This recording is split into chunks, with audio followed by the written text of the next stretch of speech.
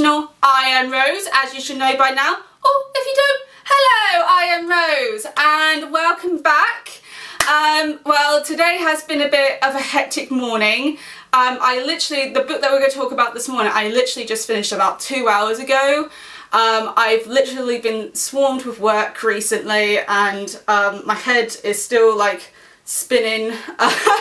So if I seem a bit like a little bit breathless, it's just because my head is just so tired. But I managed to get it done and I'm so glad that I did because it was a brilliant book. And just before we get into the book, there's two notices that I have to let you guys know. One, I'm occasionally looking in the mirror behind the camera so I know that it's filming because I don't want to repeat of the last video. And I also got some note on my notepad in front of me, so if I occasionally look down, it's because I'm looking at this bad boy. But without further ado, let's get into today's book topic. Today we're going to be talking about The Girl and the Goddess by Nikita Gill, and this is going to be sort of the last book I do on her for a bit. I have got Where Hope Comes From up there, but I've decided to maybe save that for another day because I want to get into the research part of what I want to do right now. So yeah, so we're going to be talking about The Girl and the Goddess today, and I'll read you the back blurb and what that says so you can get a bit of a rough idea. Let her be a little less human and a little more divine. Give her heart armor so it doesn't break as easily as mine. This is one girl's wild journey of strength, beauty and growth as she discovers who she really is. Lyrical wonder, spiritual revelation and revolution meet with epic mythological landscapes in this deeply intimate coming-of-age story, one that teaches us all, no matter how small we feel, to become the masters of our own destiny. So that was the back blurb, and I just going to go through a rundown of what happens in the book. So as the blurb sort of illuminated to, this novel sort of shows the spiritual growth and awakening of the main character that we follow, Pero. And I felt this was very different from her previous two books that I've read, The Fierce Fairy Tales and The Greek Goddesses, and it was sort of like a welcome change because within the fairy tale and the Greek Goddesses, we switched characters so often that I couldn't really build any emotional attachment to any of them. Like I did with a few of them, like with Ares, I built an emotional attachment with Ares in the Greek Goddesses, and I did that also with Artemis as well. But we didn't spend a lot of time with them, so I'm really glad that she really spent a lot of time with one character. And what's really unique about this from the other novels as well, the other books that she's written, that I've read anyway, is that you really see a real big shift in the 3 stages of her life, and they're not rushed in a way. Like they feel, you maybe on the like outside you could think, oh, they're a bit rushed, but really they feel very understandable shifts in her life and how she thinks of things and how she evolves from all the situations that she comes across in life. The book is mainly focused around Hindu mythology, mainly the Hindu deities that I unfortunately never personally heard of before, and it was quite fascinating to learn about each deity and how Nikita sort of saw them and recreated in a way their own little stories. I don't know fully what the Hindu deities stories are, but if the Greek Goddesses was anything to go on, she might have like made a little twist and turn here with the stories, and I really liked how she did that, and I love that I learned through these deities through Nikita Gill because she brought a very feminist perspective to all of them. And with these Hindu deities as well, they all come to visit Pero in different stages of her life when she needs to really learn something, or she needs advice, or when she really needs to develop in a more of a authentic way that's true to her soul. And what's really fascinating is that all these Hindu deities are really woven into Perrault's story. They also touch upon different types of struggles that our society goes through in everyday life. Like, she has actually a warning of what this book touches upon in like the first page, or I say third page, and the characters in this book preserved through anxiety, bigotry, biphobia, sexual assault. Like, she does have a warning for all of the things that it touched upon. And I love that the Hindu deities sort of are woven into that, and they sort of shine a light to the ridiculousness of it all. Like, why is there biphobia? Why is there homophobia? Like, why do these things exist when we're all built to love and to grow together? But unfortunately, there are bad people in this world that will just want to crush your spirit. And I feel there are so many instances that Perrault could have just given in and just been like, I guess I'm crushed now. Like, but these Hindu deities wouldn't let her. And I love that, and I love that she preserved through each and every bad instance, each and every traumatic instance. She is just a very strong character, and she wasn't strong from the outset. She was just a child from the outset, but as the story grew and went on, she grew stronger, and I felt that I grew stronger with her throughout the whole book as well. Like, I learned things about myself through her that I didn't realise either, which was really really, like, it nearly made me cry, but it was really good. It was a good cry. Then as the story concludes, and we later learn at the end, like on this third to last chapter, we learn that Perrault is actually a Hindu goddess herself, and she's been reincarnated. She's the reincarnation of the goddess Praviti. If I mispronounce that, I apologise, but and she's the goddess of love and fertility, and I'll just put the list on the screen right now. But I liked how it came into full circle, the whole novel. Like, these Hindu goddesses were all like appearing to her right when she was a baby, and I was confused about why it was happening. I was like, oh, what's going on? Like, why are they all visiting her? Like, it was like an intriguing mystery, and we sort of learned little bits here and there of why they could be seeing her. And then when it came to that revelation, it was sort of a really peaceful moment. Like, the truth of who she was really settled in with her and the reader, and it finally felt like she finally found peace with it. She was like, this is who I am, this is who I am meant to be, and I have a specific path. And I think that is so symbolic for what everyone goes through, especially if they've been through traumatic and mental health issues. Like, we all want to try and find that our own spiritual path, our own purpose in life. And even though we're not like reincarnated goddesses, we do have a specific purpose, and we're all put here for a reason. And I think that's what Nikita Gill was sort of symbolising with Perrault as well. Like, she was here for a reason, and so are you. We may not be the reincarnations of someone, but we are important, and your traumatic experiences, your emotional perils don't define you. And you can make your own destiny from it. And I really liked that. And I really thank Nikita Gill for that, because it really, I nearly cried. Especially when I found out she was a goddess. I was like, we will all find our purpose, and it gave me hope at the end of it. What makes this different from her earlier books with the Fierce Fairy Tales and the Great Goddesses is that we stay with one character, and we watch them develop, we experience their hardships, we experience their successes. We learn with her as well, and that's what makes it different from all the other books that that I've read that she's done. Like, we do learn things from the first fairy tales and the Greek goddesses book, but we don't learn in the same way as we watch one character learn and develop with them.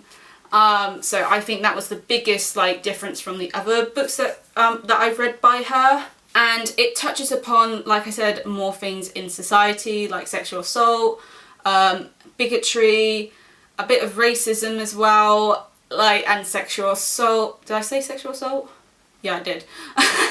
But it really touches upon things that, unfortunately, even though we're getting better at talking about in this society, we still try and hide away from it, 'cause it is an awful thing to talk about. I'm not going to deny that. No one, I think, is going to deny it. It's awful topics to talk about, but Nikita Gill is further highlighting that we need to talk about it. We need to use our voices to talk about it, and don't be afraid of talking about it. And when there was actually a scene where Pero actually confided in her best friends that she's recently made when she moved to London. She moves to London, and she confides to her friends about a past sexual assault that she endured that no one knew about, unfortunately. It was heartbreaking, but at the same time it was so uplifting, because her friends were just so supportive. They were just like, it wasn't your fault, don't ever blame yourself for what happened to you, because it's on him, not on you. And that was a really beautiful moment, and it kind of freed her in a way, her speaking about it. Even though I don't think she ever directly spoke about it with her mother, the fact that she used her voice to speak about it eventually to these two girls that she trusted by that point, and was met by love and support and compassion, it was really impactful, and a great example of how people should react into situations like that. Another thing that makes it different from the two other books as well, that I read from her, is that it's very spiritual, but it's not always in a religious sense. Like, when people say I'm spiritual, they don't always sort of mean spiritual, like in a religious sense. They mean it as like, I believe the world made me for a reason. I believe things happen for a reason, and my soul always needs to grow, and my soul is always seeking my purpose, or my next purpose after that. I don't know how else to describe it, but it was a very spiritual journey that she sort of grew into herself and who she was, and grew into her art and understood more about what life was. It was hard, like, at the beginning when I was first reading it, I had to put it down because I was in the middle of a shift, like I was on the break on my shift, and I had to put it down. But when I came home from work yesterday and I just dove into it, it was really hard to put the book down, even though I needed a rest at some point. I was just like, I'll have to reluctantly put it down so I can just have food and have my eyes have a bit of a rest from it, and then go back into it. And then last night when I was reading through, I reluctantly put it down again when I only had 2 chapters back to read. But it was just that good that I just didn't want to put it down, that I read until like 11 o'clock last night. And I was just like, I really don't want to put it down, but I need to sleep. So it was hard to put down, and there were so many times that I wanted to go into the book and give Pedro a hug, because she's just a brilliant character, and I'm glad that Nikita Gill gave this girl so much of a brilliant voice. My only nitpick, and it's not an awful nitpick, it's just like, I had this a little bit with the Greek gods and goddesses, the Great Goddesses book that she wrote, and I just got very confused a little bit with all the Hindu deities. Firstly, because I didn't really know much about the Hindu deities, so that's a bit on me. And then there were so many mentioned when we met a deity. I got to know that deity, and then we had to meet another deity, and then she was mentioning all these other deities, and I was just like, I got a bit confused at some points, and I was just like, okay, cool. But this is only like a 1% nitpick. That's the thing. It wasn't a major confusion. It didn't stop me from reading. It didn't make me mad. It was just a tiny bit of confusion here and there that I quickly sort of adapted to, and sort of tried to make sure I put them stored in my head so I knew if they ever came up in a conversation again, I'll be like, oh yeah, we read about that. We read about that deity before. So that's the only 1% nitpick that I have throughout all of it. But I still loved learning about the Hindu deities, and I actually want to learn more about them. Like, I want to learn, because I've been wanting to learn about the Norse deities and the Greek deities, maybe the Romans as well, but I feel like they're closely linked to the Greeks anyway. Don't bash on me if I'm wrong about that.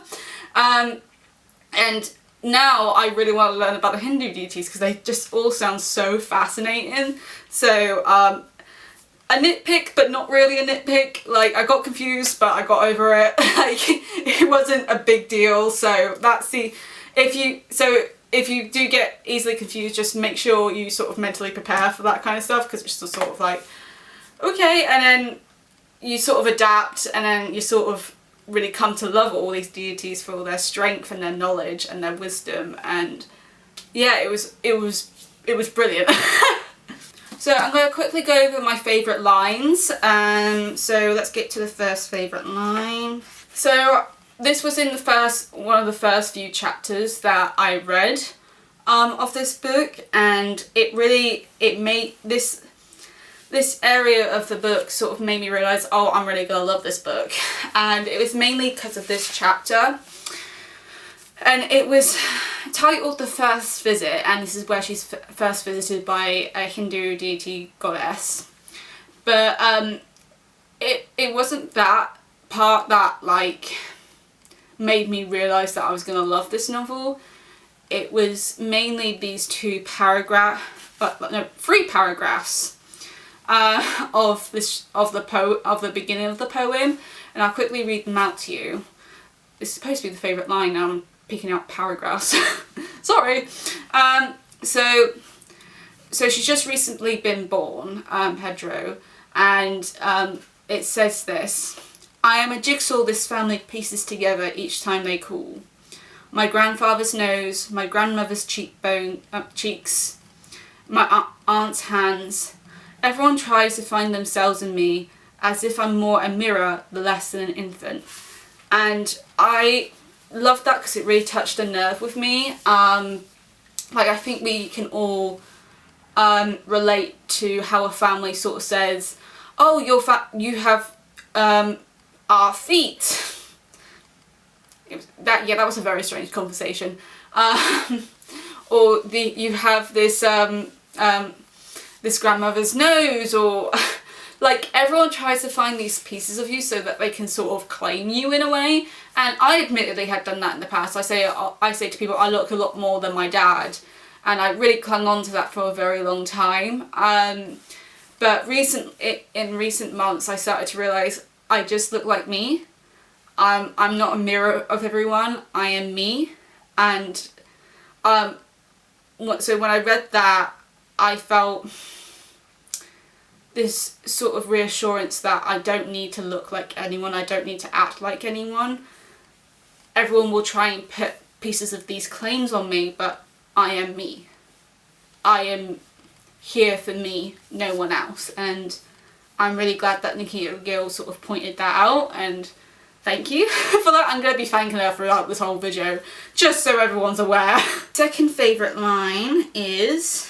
So this one is called The Second Story Continues, and it's the paragraph like near the end that really spoke to me. And it says, this is what you must remember, child. No woman is an object, even when they treat her as one. We belong to ourselves. Our fate is a destination mapped by our own hands, not fathers or husbands or men at all. And I really liked that just because it's a part of your spiritual path in a way in life. Like, I guess the best way that I can explain it is that this person in my life, a familial person in my life, wanted me to do IT, at school. I didn't want to do IT, I wanted to do something else, but they were very insistent. They said you have to do this, it's going to be good for you, it's going to get you a job in the future and everything like that, and I was kind of forced into it. And then at some point I finally spoke to a teacher away from this familial person, and I was like, I don't want to do this, can I do something else? And then I sort of went behind this familial person's back and switched to PE sports. So I had 4 lessons of PE for a week after that point. This familial person wasn't very happy with me, but I decided to stand up for myself. I knew what I wanted, even if sports PE wasn't what I really wanted to do. I also knew, though, I hated the IT class. I really hated just staring at a screen and just learning all these stupid stuff that, even though right now I'm really good with computers, I just didn't want to do it.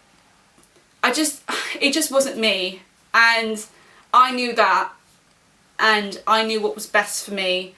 So even at the age of, I think I was 13, 14 at that point, I stood up for myself and I was like, no, I am not doing this, I am following my own path.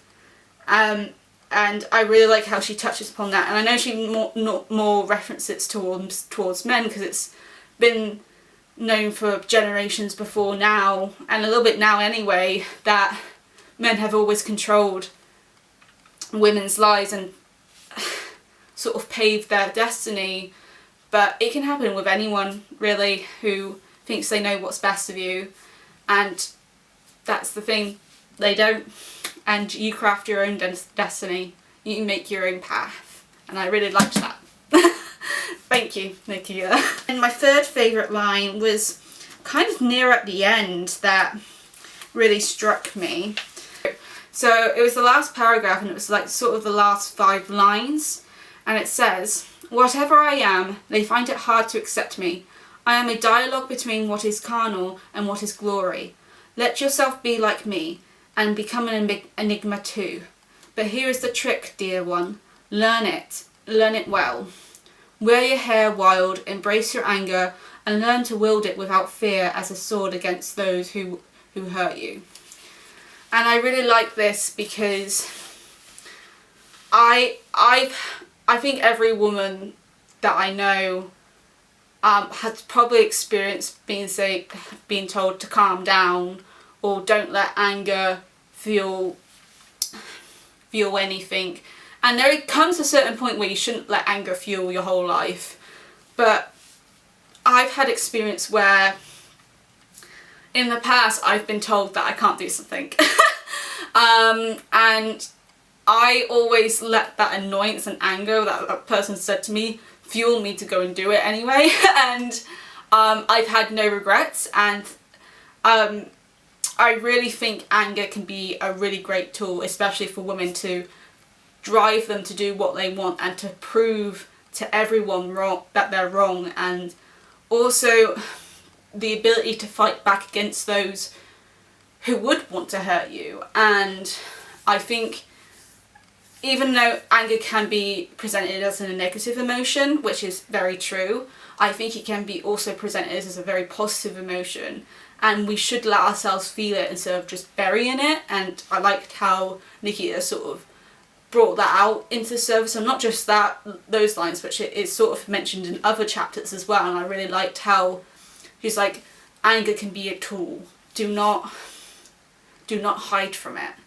And I really liked that as well. So now I'm going to go on to my favourite chapters. I didn't actually start marking my favourite chapters until I was literally halfway through the book, because I thought I was going to have to sift through, because there wasn't anything that really jumped out at me until I got to this chapter, and it's called Tell Your Daughters. And I'm not going to read you the whole thing, because the whole thing was pretty brilliant, but I'm just going to read you one section so you can understand why I really liked this. I'm just going to read the 2 opening paragraphs to it, the 2 first paragraphs of this, so you can get a sense of why I love it so much. Tell your daughters how you love your body. Tell them how they must love theirs. Tell them to be proud of every bit of themselves, from their tiger stripes to the soft flesh of their thighs. Whether there is little of them or a lot, whether freckles over their face or not, whether their curves are plentiful or slim, whether their hair is thick and curly, straight, long or short. I really like this because just before, I think it was going into, was it body shaming? Yeah, it was a few chapters before where women were talking about how they're on this weight diet or weight loss diet, and at one point she overhears her mother saying, oh, I can be skinnier than this, and then she repeats the action. And then she has a story from a goddess, and then it goes into this. And I really liked this because this is what we should be teaching kids as soon as they're born, both male and female, how to love their bodies, because I have lots of insecurities about my body that I'm trying to overcome right now. And I think a lot of that stems from my childhood that I haven't fully recognised, and I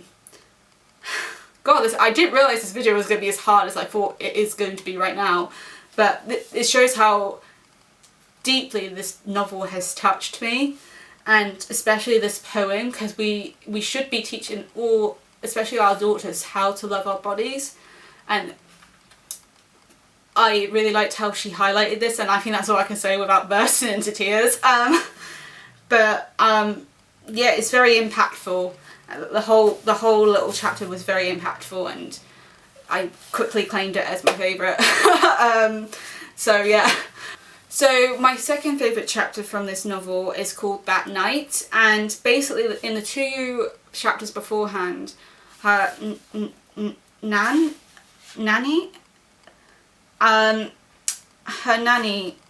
sort of gives her she gives her a set of tarot cards, and anyone who does know me outside my personal life and who follows me on Instagram, I am a tarot card reader and I love tarot cards. I'm actually learning how to read them professionally with the original tarot card deck. So I do love tarot cards, and I love that they were presented in this way.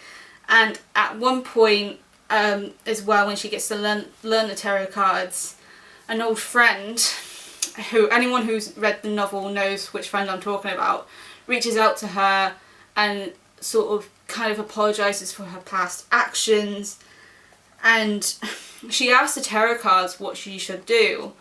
And the tarot cards, they said, first, the Magician, I am the master of my own manifestation. Second, the Ace of Swords, as the severance will bring new beginnings. Third, the World, all cycles must come to a completion. So she sort of comes to the conclusion of what she should message this friend back. And then so she goes on to say, I am so sorry, the only way you feel in control is when you are in a group inflicting pain. There is a difference between power and powerful. When you have power, you can hurt someone with it, but powerful is when you help someone in trouble even if you don't benefit. I forgive you, but I don't know if I can ever trust you again. And I liked how she got that from her tarot cards, because that's the sort of thing that I would get as well. Like, I wouldn't probably send a message to that, but that's how I would sort of interpret it, and I love that she sort of brought that in. So that's why it was sort of my favourite chapter, because my tarot cards do me and my tarot cards have a bit of a strange relationship. I'm forming that kind of relationship right now with my new tarot cards, but my old ones, they would either give me advice or they would call me out on my on my BS. So yeah, I really liked that those were brought in, and it was, yeah, I just really liked it. I really liked how she dealt with that situation as well. It was so mature, and I was like, good on you, Pedro. My favourite chapter was What I Have Learned About Sisterhood. And basically she made these friends, Alexia and Joy, when she moved to London for university for illustration. and they really built a really strong friendship. And it was I actually mentioned this before, but this chapter takes place after she tells them about a previous sexual assault that she endured when she was younger, that she's never told anyone before, and they comfort her and give her love and support. And it goes on to this chapter, which says what I have learned about sisterhood. It's a short one, and I'm debating whether to read it all. You know what? I'm going to read it all so you can so you can hear why I loved it so much. So, life with women who empower you, who help you believe in your own magic and help them to believe in their own exceptional power and incredible magic too. Women who believe in each other can survive anything. Women who believe in each other create armies that will win kingdoms and wars. Remember always, the only people who can save us are each other. The only people who can love us are ourselves. And I really love that because I don't have a big friendship group, but when I do have really good friends, it's mainly women. There are a few boys in there, but I have really strong relations with the women in my life. And I do sometimes refer to them as my sisters. Like, I do actually refer to one as my big sister now, because we have such a solid bond that is reflective of sisters. And I always try and empower them as much as I can. I always tell them they're incredible, they're brilliant, and they always do the same for me. And I think that's such a great way to have any kind of girl-girl relationship. Not relationship, but friendship. Because I remember back at school, like, girls were just so against each other, and I was included in that too. Like, I was no better, and I look back on it and I was like, why were we so against each other? Like, why couldn't we just be a sisterhood? And I think over the last decade or so, there has been a uniformation of sisterhood and sticking by each other and, you know, supporting each other through these struggles. And I really liked how Nikita Gill sort of highlighted that and sort of presented a healthy female friendship that we don't often see in these TV shows or dramas. She just did it beautifully, and I really loved that. So my takeaways from this novel are that the spiritual growth of a character is just as important as their physical growth. And what I mean is that, you know how we all change physically through time? Like, I've dyed my hair brunette and then gone back to blonde. Someone has gotten taller, someone's cut their hair. Those changes can be important to signify the growth of a character, but the basis of that growth is spiritual, and it's really important you show that spiritual growth in real big subtle ways. That, I know that sounds really contradictory, big subtle ways, but when you read this novel you can see the subtle but big changes in her life that really help her spiritual growth. And it's not just because of the goddesses coming to visit her every once in a while when she needs to learn a lesson. It's also through her as well, and how she takes in this information and how she lets it build her life in a way, and I really love that. Another thing that Nikita Gill, that I've taken away with Nikita Gill's The Girl and the Goddess, is that don't be afraid of symbolically or outright speaking about issues that still burn within women's lives today. And with my writing, I've always been a bit scared about doing stuff like this, like outright talking about sexual assault or something like that, because as a writer, I don't know if anyone else gets this, I don't want to write something that I feel might upset someone or might be inaccurate to someone else, like, because we all react to trauma in different ways, and I also think it's very hard for any writer to sort of write about that kind of stuff, because you have to be in a really like dark mindset to go there.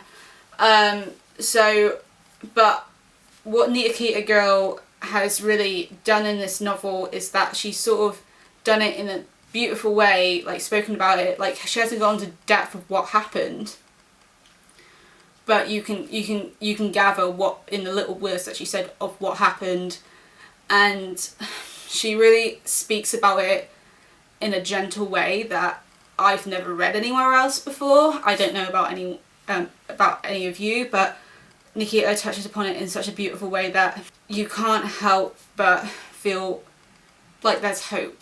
Because when Petro finally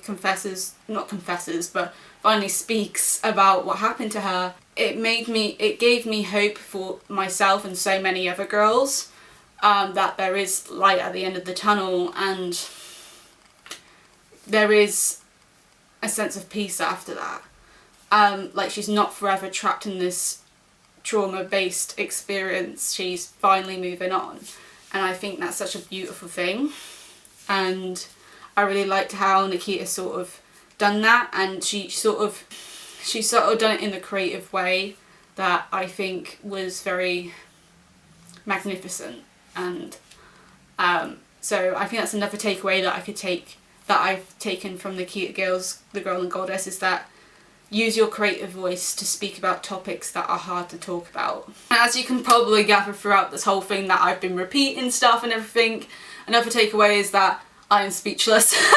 I'm kind of speechless. Like, I knew I had to talk about this, but I just didn't know how else to say it's brilliant. Like, it's brilliant. Like, go to your next bookshop and buy it, because it really helps you see the world a bit differently, and also helps you see your own life a bit differently.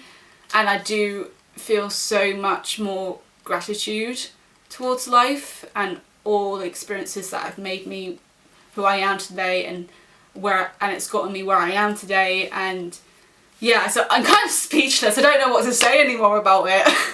I'm just going to briefly talk about the TV show. I don't know much of what's going on with it. I saw online that it's being produced to be a TV series, like probably a one-off TV series.